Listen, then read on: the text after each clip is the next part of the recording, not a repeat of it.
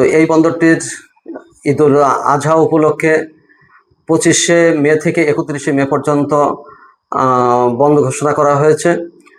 তবে বিজিএমইএ এর পক্ষ থেকে রাজস্ব বোর্ডে তারা একটি আবেদন করে, রাজস্ব বোর্ড কর্তৃক তারই প্রেক্ষিতে একটি পত্র জারি হয় যে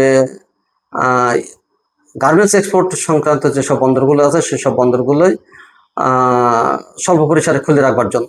কিন্তু ভুমরা কাস্টম হাউস দিয়ে এই ধরনের কোনো পণ্য আমদানি রপ্তানি হয় না, সে কারণের জন্য এর কোনো প্রভাব এই বন্দরে পড়বে না বলে আমরা মনে করি।